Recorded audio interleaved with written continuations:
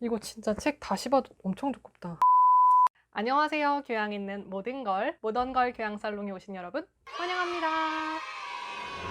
여러분, 제가 관심법을 써서 여러분이 문과인지 이과인지 한번 맞춰볼게요. 코스모스 하면 어떤 게 떠오르시나요? 혹시 가을의 길을 따라 아름답게 핀 코스모스 꽃 이 한 가지만 떠오르시나요?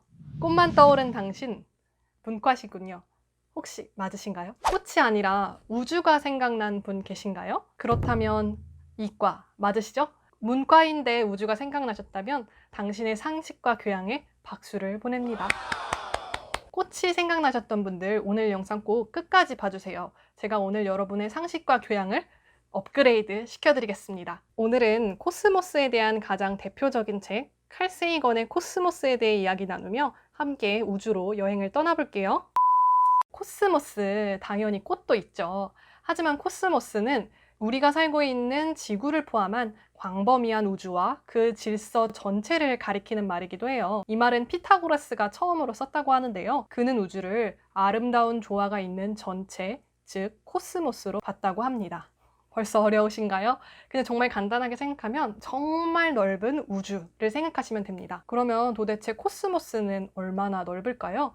이 책의 비유를 한번 빌려볼게요. 해변을 한번 생각해 보세요. 해변가에 모래알 정말 많잖아요. 이번엔 지구에 있는 모든 해변의 모래알의 수를 생각해 볼게요. 우리 우주에 있는 별의 개수는 지구에 있는 모든 해안가에 있는 모래알의 개수를 합친 것보다 많다고 합니다.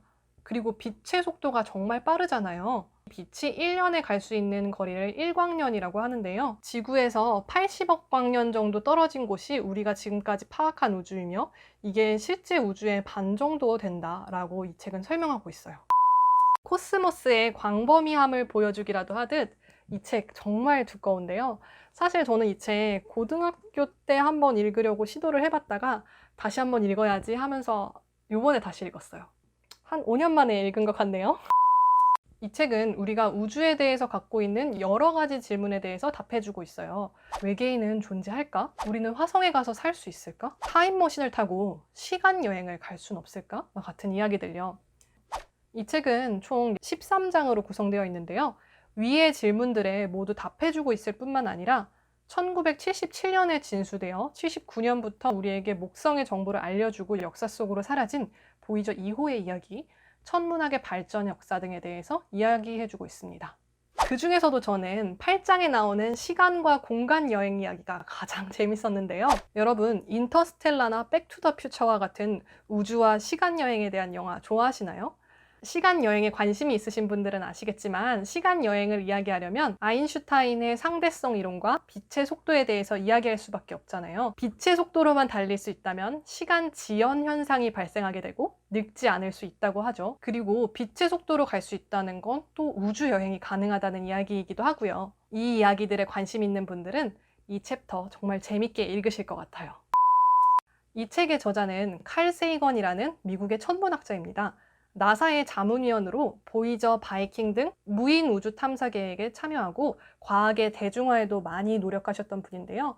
이 책은 1980년도에 코스모스에 대한 다큐멘터리를 만들면서 같이 썼다고 하네요. 좀 오래된 책이라서 수정돼야 할 내용은 조금 있겠지만 이 책이 던지는 근본적인 물음이 여전히 유효하고 많은 내용이 잘 정리가 되어 있어 우주와 관련해서 고전으로 여겨지는 책입니다.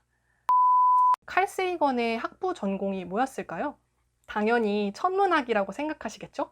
근데 반전은 칼 세이건은 학부 때 인문학을 전공했습니다. 그래서 이 책은 사실 과학책이지만 저는 좀 철학책 같다는 생각을 많이 했어요. 그냥 과학책이 아니라 코스모스와 인문학적인 질문들을 계속 연결시키고 있거든요. 저자는 책에서 이렇게 말합니다. 과학도 인간의 여타 문화 활동과 마찬가지로 문화 전반을 아우르는 총체적 관점에서 조명하고 논의해야 한다. 과학과 과학 이외의 문화 활동이 격리돼서 성립할 수 있는 것이 아니기 때문이다. 실제로 과학은 혼자 발전해 온 것이 아니라 사회적, 정치적, 종교적 문제와 계속 연관되면서 발전해 왔죠. 그리고 현대 인류의 활동이 지구에 부정적인 영향을 미치기 시작하면서 과연 이것을 지속해야 하는지 아니면 지구를 보호하기 위해 그만둬야 하는지에 대한 질문을 던지기도 해요. 저는 이 책이 보편적으로 사랑을 많이 받는 이유는 천문학적 지식을 대중적으로 잘 풀어서 설명했을 뿐만이 아니라 천문학을 나는 누구이고 어디로 가는가와 같은 인문학적 질문과 연결시켰기 때문이라고 생각을 해요. 사실 위에 외계인은 존재하는가, 시간여행, 공간여행은 가능한가 이런 많은 질문들이 있었는데요. 그에 대한 이 책의 대답은 대부분 아직은 모른다예요. 저자는 코스모스가 거대한 바다라면 지구는 바닷가이고 우리의 지식은 그 바닷가에 발을 담근 수준이라고 말해요. 오늘은 이렇게 칼 세이건의 코스모스라는 책에 대해서 이야기를 나누어 보았습니다. 칼 세이건은 책에서 이런 말을 해요. 사람들이 점성술에는 관심이 있지만 천문학에는 관심이 없다. 전곡을 찔렸네요. 여러분이 태어난 달 별자리 뭔지 다 아시죠? 그리고 잡지 볼 때 맨 뒤에 별자리 운세 먼저 보시잖아요. 이렇듯 우리의 삶과 별을 연결시키려는 태도가 역사적으로 천문학의 발전을 이끌어왔는데요. 이렇듯 가깝기도 또 멀기도 한 우주와 코스모스, 우리의 매일매일의 삶에서 한 발짝 떨어져 나와 나를 둘러싼 우주, 미래에 대해 생각해보고 싶으신 분은 이 책을 읽어보시면 될 것 같아요. 저처럼 너무 과학적인 얘기나 전문적인 이야기는 살짝 넘기시면서 이 책이 주는 근본적인 질문에 집중하면서 이 책 읽어보시면 좋을 것 같습니다. 그럼 오늘 내용도 유익하셨길 바랍니다. 좋아요와 구독 누르시고 오늘도 교양있는 하루 보내세요.